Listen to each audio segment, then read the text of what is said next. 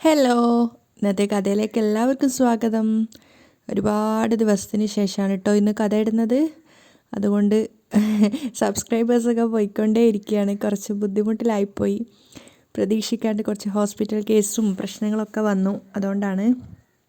അപ്പം ചാനലിനെ ബാധിക്കുമല്ലോ എന്ന് വിചാരിച്ചിട്ട് വീണ്ടും വരികയാണ്. സുഖമായിട്ടൊന്നുമില്ല, റെസ്റ്റ് തന്നെയാണ്. അപ്പം എല്ലാവരും ക്ഷമിക്കുക ആദ്യം തന്നെ. അപ്പോൾ നമുക്ക് നമ്മുടെ കഥയിലേക്ക് പോവാം. അതിന് മുന്നേ ചാനൽ ആദ്യമായിട്ട് കാണുന്നവരാണെങ്കിൽ ഒന്ന് സബ്സ്ക്രൈബ് ചെയ്തിട്ട് ലൈക്ക് ചെയ്യണേ. അങ്ങനെ മഹേന്ദ്രനെയും അതുപോലെ സിദ്ധാർത്ഥിനെയും കൂട്ടിയിട്ട് മലറിൻ്റെ സ്കൂളിലേക്ക് വന്നിരിക്കുകയാണ് ചന്ദ്രിക. ആ സമയത്ത് മഹേന്ദ്രൻ ചന്ദ്രികയോട് പറയുന്നുണ്ട്, ചന്ദ്രിക നീ ഭയപ്പെടുകയൊന്നും വേണ്ട, ഇവിടുത്തെ കറസ്പോണ്ടൻറ്റ് എൻ്റെ അടുത്ത ഫ്രണ്ടാണ്.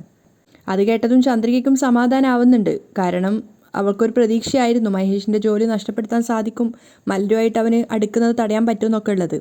അങ്ങനെ അവർ 3 പേരും കൂടെ ഓഫീസിലേക്ക് പോവുകയാണ്. ആ സമയത്താണ് അതുവഴി പാസ് ചെയ്ത് വന്നിട്ടുണ്ടായിരുന്ന മഹേഷ് ഇവരെ 3 പേരെയും കാണുന്നുണ്ട്. അവരെ 3 പേരെയും കണ്ടതും മഹേഷ് വേഗം ഒരു തൂണിൻ്റെ മറവിൽ അവിടെ മാറി നിൽക്കുകയാണ്. അതുകൊണ്ട് തന്നെ മഹേഷിനെ ഇവർ കാണുന്നുണ്ടായിരുന്നില്ല.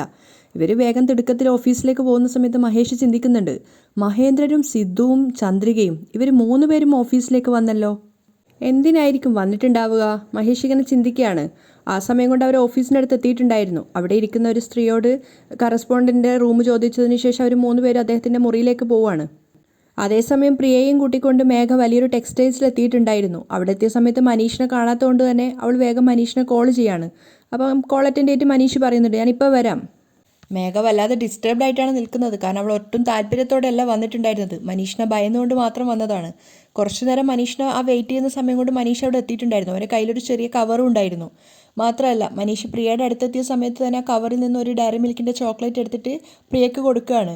ഹായ് മോളെ, ഇത് മോക്ക് കൊണ്ടുവന്നതാണ് എന്ന് പറഞ്ഞിട്ട് അവൾക്ക് നീട്ടുന്ന സമയത്ത് പ്രിയ തിരിഞ്ഞിട്ട് മേഘയെ നോക്കുന്നുണ്ട്, അത് വാങ്ങിക്കാൻ പറ്റുമോ എന്നുള്ള സമ്മതത്തിന് വേണ്ടി. അപ്പം മേഘ സമ്മതം കൊടുക്കുകയാണ്, വാങ്ങിച്ചോന്നു. ആ ചോക്ലേറ്റ് വാങ്ങിച്ചതിന് ശേഷം പ്രിയ മനീഷിനോട് പറയുന്നുണ്ട്, താങ്ക് യു അങ്കിൾ. അത് കേട്ടതും മനീഷ് പറയാണ്, എന്നെ അങ്കിൾ എന്നൊന്നും വിളിക്കരുത്. അപ്പോൾ പ്രിയ സംശയത്തോട് ചോദിക്കുകയാണ്, വേറെ എന്താ വിളിക്കേണ്ടത്? അത് കേട്ട് മനീഷും പുഞ്ചിരിച്ചുകൊണ്ട് പറയാണ്, അച്ഛ എന്ന് പറയാൻ പോകുമ്പോഴേക്കും മേഘ തടയുന്നുണ്ട്. എന്താ മനീഷ്? അപ്പം മനീഷ് വേഗം തന്നെ മേഘയെ നോക്കുകയാണ്. മേഘയുടെ ആ നോട്ടം കൊണ്ട് തന്നെ മനീഷ് പിന്നീട് ഒന്നും പറയുന്നില്ല. കുറച്ചു നേരത്തിന് ശേഷം അവൻ പുഞ്ചിരിച്ചുകൊണ്ട് പറയാണ്, മോൾ എന്നെ പേര് വിളിച്ചോ? അപ്പോൾ പ്രിയ സംശയത്തോട് ചോദിക്കുന്നുണ്ട്, നിങ്ങൾ മുതിർന്ന ആളല്ലേ, പിന്നെ ഞാനെങ്ങനെ നിങ്ങളുടെ പേര് വിളിക്കുക?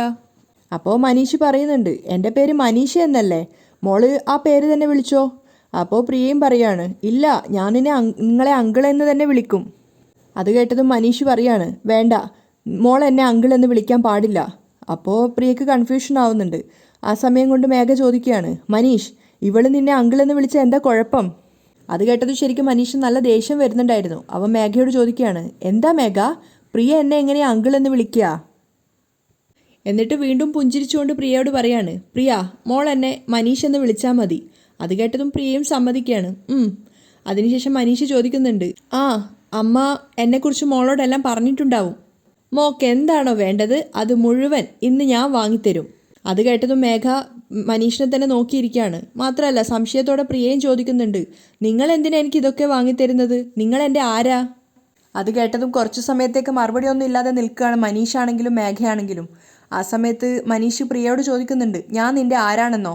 അതിനുശേഷം അവൻ ഉത്തരം മനസ്സിൽ തന്നെ പറയാണ്, ഞാനാണ് നിൻ്റെ അച്ഛൻ. നിൻ്റെ അമ്മ എന്നെക്കൊണ്ടത് പറയിക്കാതെ ആക്കി. അവ മേഘയെ നോക്കുന്ന സമയത്ത് അവൾ ആകെ ഡിസ്റ്റർബ്ഡ് ആയിട്ട് നിൽക്കുകയാണ്. അപ്പോൾ പുഞ്ചിരിച്ചുകൊണ്ട് മനീഷും പ്രിയയോട് പറയുന്നുണ്ട്, ഞാനേ മോളുടെ അമ്മയുടെ ഫ്രണ്ടാ. സോ ഇന്ന് ഞാൻ വാങ്ങി തരുന്നതൊക്കെ എൻ്റെ ഗിഫ്റ്റാ. അങ്ങനെ പ്രിയയും കൂട്ടിക്കൊണ്ട് അവർ 2 പേരും റെഡിമെയ്ഡ് ഷോപ്പിൻ്റെ അകത്തേക്ക് പോവുകയാണ്. ആ സമയം പ്രിൻസിപ്പലിൻ്റെ മുറിയിലെത്തിയ മഹേന്ദ്രനെയും സിദ്ധാർത്ഥിനെയും ചന്ദ്രികയൊക്കെ അദ്ദേഹം അഭിവാദ്യം ചെയ്ത് അവിടെ ഇരിക്കാൻ പറയുകയാണ്. അവർ പരസ്പരം കുശലാന്വേഷണമൊക്കെ നടത്തുന്നുണ്ടായിരുന്നു. അതിനുശേഷം പ്രിൻസിപ്പൾ ചോദിക്കുകയാണ്, നിൻ്റെ ബിസിനസ്സൊക്കെ എങ്ങനെ പോകുന്നു? അതൊക്കെ എന്താടാ, അതൊക്കെ വളരെ നന്നായിട്ട് പോകുന്നു. മഹേന്ദ്രൻ സന്തോഷത്തോടെയാണ് പറയുന്നത്. അതിനുശേഷം മഹേന്ദ്രൻ സിദ്ധാർത്ഥിനെ അദ്ദേഹത്തിന് പരിചയപ്പെടുത്തി കൊടുക്കുകയാണ്. സിദ്ധാർത്ഥിനെ അറിയാലോ അല്ലേ? അപ്പോൾ സിദ്ധാർത്ഥിനെ പരിചയം ഉണ്ടായിരുന്നു. അതുകൊണ്ട് തന്നെ അവർ പരസ്പരം അഭിവാദ്യം ചെയ്യുകയാണ്. അതിനുശേഷം മഹേന്ദ്രൻ ചന്ദ്രികയെ കാണിച്ചുകൊണ്ട് പറയുന്നുണ്ട്, ഇത് ചന്ദ്രിക, എൻ്റെ മോളാ. അത് കേട്ടതും ചന്ദ്രിക ശരിക്കും ഷോക്കായിട്ട് നിൽക്കുകയാണ്. അപ്പോഴാണ് തനിക്ക് പറ്റിയ അബദ്ധം മഹേന്ദ്രന് മനസ്സിലാവുന്നത്. പെട്ടെന്ന് തന്നെ മഹേന്ദ്രൻ ആ അബദ്ധം തിരുത്താൻ വേണ്ടിയിട്ട് ശ്രമിക്കുന്നുണ്ട്. ഇല്ല, മോളെപ്പോലെയാ. അപ്പോഴാണ് ചന്ദ്രികയ്ക്ക് സമാധാനമായത്. കാരണം അദ്ദേഹത്തിൻ്റെ നാവ് പിഴച്ചതാണെന്ന് അവൾക്കും മനസ്സിലായിട്ടുണ്ടായിരുന്നു.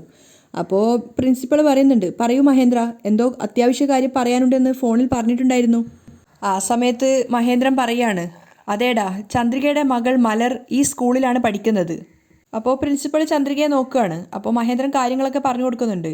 ചന്ദ്രിക ഡിവോഴ്സിയാണ്. ഇവളുടെ എക്സ് ഹസ്ബൻഡ് മഹേഷ് അവനിപ്പോൾ നിന്റെ സ്കൂളിലാണ് ജോലി ചെയ്യുന്നത് എന്നാണ് അറിഞ്ഞത്.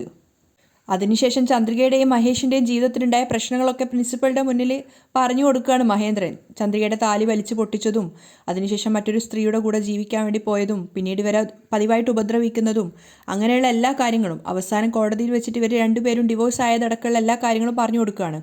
ചന്ദ്രികയുടെ കഥ മുഴുവൻ കേട്ടതിന് ശേഷം പ്രിൻസിപ്പളും രോഷാകുലനാകുകയാണ്. അദ്ദേഹം പറയുന്നുണ്ട്, ഇങ്ങനെ ഒരു ക്രിമിനൽ എൻ്റെ സ്കൂളിൽ ജോലി ചെയ്യുന്നെന്നോ? അതൊരിക്കലും സംഭവിക്കാൻ പാടില്ല. ഇന്ന് തന്നെ അവനെ ജോലിയിൽ നിന്നും പറഞ്ഞയച്ചേക്കാം. എന്നിട്ട് പെട്ടെന്ന് തന്നെ അദ്ദേഹം സെക്രട്ടറിയെ കോൾ ചെയ്യുകയാണ്. ഓഫീസ് മുറിയിലേക്ക് വരാൻ പറയുന്നുണ്ട്.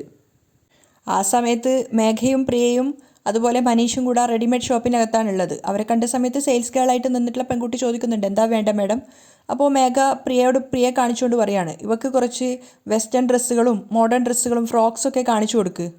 എന്നിട്ട് പ്രിയയോട് പറയുന്നുണ്ട്, പ്രിയ നിനക്ക് ഇഷ്ടപ്പെട്ട കുറച്ച് ഡ്രസ്സുകളൊക്കെ സെലക്ട് ചെയ്ത് വെക്ക്, അമ്മ ഇപ്പോൾ വരാം. അങ്ങനെ ആ സെയിൽസ് ഗേളിൻ്റെ കൂടെ പ്രിയയെ പറഞ്ഞു വിടുകയാണ്. പ്രിയയും കൂട്ടിയിട്ട് അവൾ അവിടെ നിന്ന് പോയ സമയത്ത് മേഘ കുറച്ച് ദേഷ്യത്തോടെയാണ് മനീഷിനോട് സംസാരിക്കുന്നത്. ദേ നോക്ക് മനീഷ്, ഇത് ഫസ്റ്റ് ആൻഡ് ലാസ്റ്റ് ആയിരിക്കട്ടെ. ഇനി പ്രിയക്ക് അത് വാങ്ങിത്തരാം ഇത് വാങ്ങിത്തരാം എന്നൊന്നും പറഞ്ഞ് വിളിക്കരുത്. മേഘ നന്നായി ചൂടായിട്ടാണ് സംസാരിക്കുന്നത്. അവൾ എന്ത് ചോദിച്ചാലും അത് എനിക്ക് വാങ്ങിക്കൊടുക്കാൻ പറ്റും. നീ വാങ്ങിക്കൊടുത്ത് അവളുടെ ആവശ്യങ്ങൾ നിറവേറ്റണം എന്നില്ല. ദേഷ്യത്തോടെയാണ് മേഘ പറയുന്നത്. അത് കേട്ട് മനീഷ് പറയുന്നുണ്ട്, എത്രയോ വർഷങ്ങൾക്ക് ശേഷമാണ് ഞാൻ എൻ്റെ മോളെ കാണുന്നത്. അവൾക്ക് ഞാനൊന്നും വാങ്ങിക്കൊടുക്കാൻ പാടില്ലേ? അവളോടൊപ്പം ഞാൻ കുറച്ച് സമയം ടൈം സ്പെൻഡ് ചെയ്യാൻ പാടില്ലെന്നാണോ? നീ എന്താ ഇങ്ങനെ ഇമോഷൻസ് ഇല്ലാത്ത ആളായിപ്പോയത്? മനീഷ് മേഘയോട് ചോദിക്കുകയാണ്. ആ സമയത്ത് മേഘ പറയുന്നുണ്ട്, നീ ഇങ്ങനെ ഒരുപാട് ആവശ്യമില്ലാത്ത സാധനങ്ങൾ അവൾക്ക് വാങ്ങിക്കൊടുത്താൽ പ്രിയക്ക് സംശയം തോന്നും. നീ ആരാണെന്ന് ചോദിക്കും. പിന്നീട് ആവശ്യമില്ലാത്ത ഒരുപാട് പ്രശ്നങ്ങൾ ഉണ്ടായിന്ന് വരും. അപ്പോൾ ഇടയിൽ കയറിയിട്ട് മനീഷ് പറയുന്നുണ്ട്, ഏയ് ഞാൻ അവളുടെ അച്ഛനാണെന്ന് പറഞ്ഞാൽ പ്രിയ എതിർക്കുമൊന്നുമില്ല. അത് കേട്ടത് മേഘക്ക് വല്ലാത്ത ദേഷ്യം വരികയാണ്. അവൾ അവനോട് പറയുന്നുണ്ട്, ദേ നോക്ക്, കോളേജ് പഠിക്കുന്ന സമയത്ത് ഞാൻ നിന്നെ സ്നേഹിച്ചിട്ടുണ്ട്. അത് കഴിഞ്ഞ് എൻ്റെ ജീവിതത്തിൽ ഒരുപാട് കാര്യങ്ങൾ നടന്നു. നീ എന്തിനാ ഇപ്പോഴും പഴയതൊക്കെ ആലോചിക്കുന്നേ? ഞാൻ മറ്റൊരു ജീവിതം ആരംഭിച്ചു കഴിഞ്ഞു. മനീഷ് മേഘയെ തന്നെ തുറച്ചു നോക്കിക്കൊണ്ട് നിൽക്കുകയാണ്. അപ്പോൾ മനീഷിനെ തീർത്തും അവോയ്ഡ് ചെയ്തുകൊണ്ട് മേഘ പറയുന്നുണ്ട്, ആ ജീവിതത്തിൽ നിനക്ക് സ്ഥാനമില്ല. ആവശ്യമില്ലാതെ നീ എന്നെ ഡിസ്റ്റർബ് ചെയ്യരുത്. പ്രിയ നിന്റെ കുഞ്ഞാണെന്നുള്ള കാര്യം പറയാനേ പാടില്ലെന്നാണ് വിചാരിച്ചത്. എന്നാൽ എങ്ങനെയോ നീ അത് മനസ്സിലാക്കി. It's okay. നീ വേണമെങ്കിൽ അകലെ നിന്ന് പ്രിയയെ കണ്ടോളൂ, പക്ഷേ ഒരുപാട് അടുത്തിടപഴകണ്ട. അത് കേട്ടതും മനീഷിന് അവളോട് ദേഷ്യം തോന്നുകയാണ്. അത് മറച്ചു വെക്കാതെ തന്നെ മേഘയോട് അവൻ പറയുന്നുണ്ട്, നീ പറയുന്നത് കേൾക്കുമ്പോഴുണ്ടല്ലോ എനിക്ക് നിന്നോട് വല്ലാതെ ദേഷ്യം തോന്നുന്നുണ്ട്. പക്ഷേ അത് കാണിക്കേണ്ട സ്ഥലം ഇതല്ല. മനീഷ് സ്വയം നിയന്ത്രിക്കുകയാണ്. അപ്പോഴേക്കും സെയിൽസ് ഗേളിനെയും കൂട്ടിയിട്ട് ഒരുപാട് ഡ്രസ്സുകളായിട്ട് പ്രിയ അങ്ങോട്ടേക്ക് വന്നിട്ടുണ്ടായിരുന്നു. അവളുടെ കയ്യിലൊരു ഫ്രോക്ക് ഉണ്ട്. അത് കാണിച്ച് മേഘയെ കാണിച്ചുകൊണ്ട് ചോദിക്കുന്നുണ്ട്, അമ്മേ ഈ ഡ്രസ്സ് എനിക്ക് ചേരുന്നുണ്ടോ അമ്മേ? അപ്പോൾ സെയിൽസ് ഗേൾ അവളുടെ കയ്യിലിരിക്കുന്ന ഒരു 6-7 ഡ്രസ്സ് കാണിച്ചിട്ട് മേഘയോട് പറയുന്നുണ്ട്, മാഡം ഈ ഡ്രസ്സുകളൊക്കെ മോള് സെലക്ട് ചെയ്തതാ. അത് കണ്ടതും മേഘ വല്ലാതെ അന്താളിച്ച് നിൽക്കുകയാണ്. അവൾ അതിശയത്തോട് ചോദിക്കുന്നുണ്ട്, പ്രിയ എന്തിന് ഇത്രയധികം ഡ്രസ്സുകൾ സെലക്ട് ചെയ്തത്? അപ്പോൾ പ്രിയ പറയുന്നുണ്ട്, എല്ലാ ഡ്രസ്സുകളും എനിക്ക് ഇഷ്ടപ്പെട്ടു അമ്മേ, എനിക്ക് വാങ്ങിത്താ അമ്മേ. അവൾ ചിണുങ്ങിക്കൊണ്ട് കൊഞ്ചലോടെ പറയാണ്. അത് കേട്ടതും മേഘ വല്ലാണ്ട് ദേഷ്യം വന്നിട്ടുണ്ടായിരുന്നു. മാത്രമല്ല അവളിങ്ങനെ ഇടം കണ്ടിട്ടിട്ട് മനീഷിനെ നോക്കുകയാണ്. എന്നിട്ട് പ്രിയയോട് ദേഷ്യത്തോടെ പറയുന്നുണ്ട്, വേണ്ട വേണ്ട ഒന്ന് മതി. അപ്പോൾ മനീഷ് ഇടയിൽ കയറി പറയാണ്, മേഘ അവൾക്ക് ഇഷ്ടപ്പെട്ടതല്ലേ, എല്ലാ ഡ്രസ്സുകളും അവൾ എടുത്തോട്ടെ. എന്നിട്ട് അവിടെ നിൽക്കുന്ന സെയിൽസ് ഗേളിനോട് പറയാണ്, നിങ്ങൾ ചെന്നോ, എല്ലാം ബില്ലാക്കിക്കോ. Okay sir. എന്നിട്ട് പ്രിയയും കൂട്ടിക്കൊണ്ട് ആ സെയിൽസ് ഗേൾ അവിടുന്ന് പോവുകയാണ് ബില്ലാക്കാൻ വേണ്ടിയിട്ട്. ആ സമയത്ത് മനീഷ് സ്നേഹത്തോടെ മേഘയോട് പറയുന്നുണ്ട്, മേഘ 1 മിനിറ്റ് എൻ്റെ കൂടെ ഒന്ന് വന്നേ. എങ്ങോട്ട്? മേഘ ചോദിക്കുകയാണ്. അപ്പോൾ മനീഷ് ചിരിച്ചുകൊണ്ട് പറയുന്നുണ്ട്, നീ ആദ്യം ഒന്ന് വാ. പിന്നെ കാണിക്കുന്നത് പ്രിൻസിപ്പളിൻ്റെ റൂമാണ്. അപ്പോൾ അവിടെ വന്ന സെക്രട്ടറിയോട് അദ്ദേഹം ചോദിക്കുന്നുണ്ട്, നിങ്ങൾ മഹേഷ് എന്നൊരാളെ പുതുതായിട്ട് ജോലിക്ക് എടുത്തിട്ടുണ്ടോ? യെസ് സർ, അവർ പറയാണ്. അവൻ്റെ പ്രൊഫൈലിനെ കുറിച്ച് ഇപ്പോഴാണ് അറിഞ്ഞത്. ഇവിടെ ജോലി ചെയ്യാൻ ഒരു എലിജിബിലിറ്റിയും അവനില്ല. ഇപ്പം തന്നെ അവനെ ഡിസ്മിസ് ചെയ്തേക്കണം. അദ്ദേഹം കർശനമായിട്ടാണ് സംസാരിക്കുന്നത്. എന്നിട്ട് സെക്രട്ടറിയോട് പറയുന്നുണ്ട്, അവന് കൊടുക്കാനുള്ളതെല്ലാം കൊടുത്ത് ഇന്ന് തന്നെ അവനെ ജോലിയിൽ നിന്നും ഒഴിവാക്കണം. അവരത് സമ്മതിച്ചുകൊണ്ട് പോവുകയാണ്. അത് കേട്ട സമയത്ത് സിദ്ധാർത്ഥിനും മഹേന്ദ്രനൊക്കെ ഒത്തിരി സന്തോഷമാവുന്നുണ്ട്. സെക്രട്ടറി പോയ ശേഷം പ്രിൻസിപ്പൾ മഹേന്ദ്രനോട് പറയുന്നുണ്ട്, ഡോൺ വറി മഹേന്ദ്രൻ, ഇനി അവൻ മേലാൽ മലറിനെ ഡിസ്റ്റർബ് ചെയ്യത്തേയില്ല. അങ്ങനെ അദ്ദേഹത്തിന് നന്ദി പറഞ്ഞിട്ട് അവർ 3 പേരും അവിടുന്ന് പോവുകയാണ്. അതേസമയം പുറത്തു വന്ന സെക്രട്ടറി മഹേഷിനെ വിളിപ്പിച്ചിട്ടുണ്ടായിരുന്നു.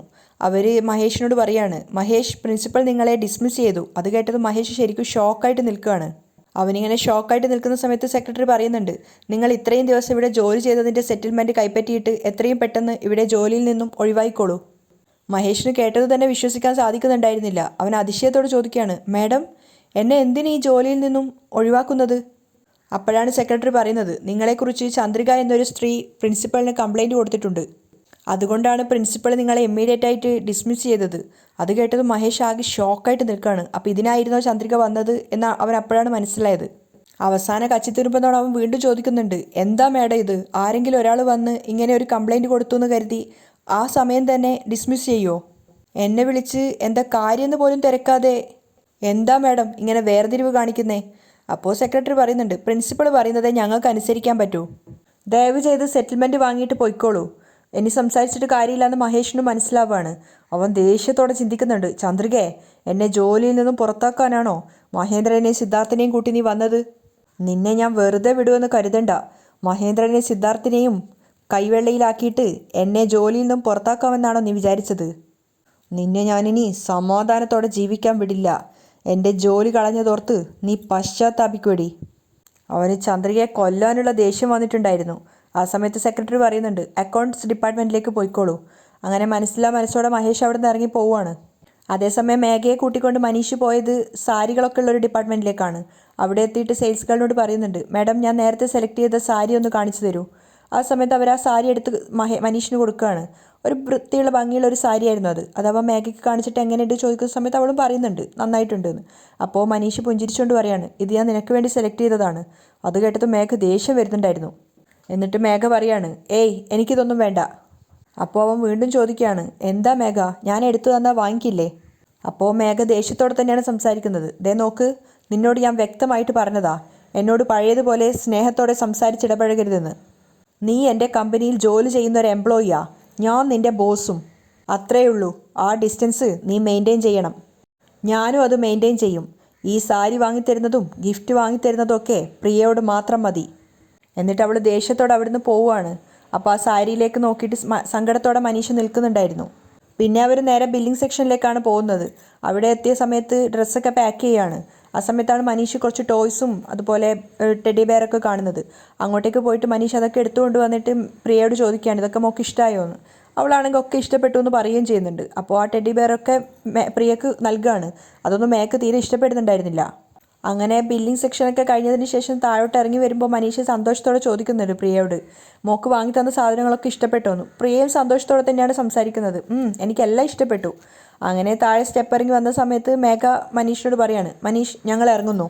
അപ്പോൾ മനീഷ് അവളോട് വീണ്ടും ചോദിക്കുന്നുണ്ട്, മേഘ ഇവിടെ അടുത്തൊരു റെസ്റ്റോറൻ്റ് ഉണ്ട്, നമുക്ക് അവിടെ പോയി ഭക്ഷണം കഴിച്ചാലോ? അപ്പോൾ മേഘ ദേഷ്യത്തോടെയാണ് പറയുന്നത്, റെസ്റ്റോറൻറ്റിൽ പോയി നിങ്ങളോടൊപ്പം ഇരുന്ന് ഭക്ഷണം കഴിക്കാനൊന്നും എനിക്ക് നേരെയില്ല. അങ്ങനെ പ്രിയയും കൂട്ടിക്കൊണ്ട് മേഘ അവിടുന്ന് പോവുകയാണ്. അവർക്ക് പിന്നാലെ അവർ ആ പോകുന്നത് നോക്കിയിട്ട് മനീഷ് നിൽക്കുന്നുണ്ടായിരുന്നു. കുറച്ച് ദൂരം മുന്നോട്ട് പോയപ്പോൾ പ്രിയ മേഘയോട് ചോദിക്കുന്നുണ്ട്, അമ്മ ആരാ അമ്മ അത്? എന്തിനാ അമ്മ അയാൾ എന്നോട് ഇത്രമാത്രം സ്നേഹം കാണിക്കുന്നത്? അപ്പോൾ മേഘ ചെറിയൊരു സംശയത്തിലായിട്ടുണ്ടായിരുന്നു. അപ്പോൾ അവൾ പറയുന്നുണ്ട്, സ്നേഹമൊന്നുമല്ല പ്രിയ, അയാൾക്ക് കുട്ടികളെന്ന് വെച്ചാൽ വളരെയധികം ഇഷ്ടമാണ്. അതുപോലെ നിന്നെ അയാൾക്ക് ഇഷ്ടപ്പെട്ടു, അതുകൊണ്ടാണ് ഇതൊക്കെ വാങ്ങിത്തരുന്നത്. പ്രിയയുടെ സംശയം നീങ്ങിയിട്ടുണ്ടായിരുന്നില്ല. അവൾ വീണ്ടും തിരിഞ്ഞ് മനീഷിനെ നോക്കുന്ന സമയത്ത് തന്നെ നോക്കി പുഞ്ചിരിച്ചുകൊണ്ട് കൈകെട്ടി നിൽക്കുകയാണ് മനീഷ്.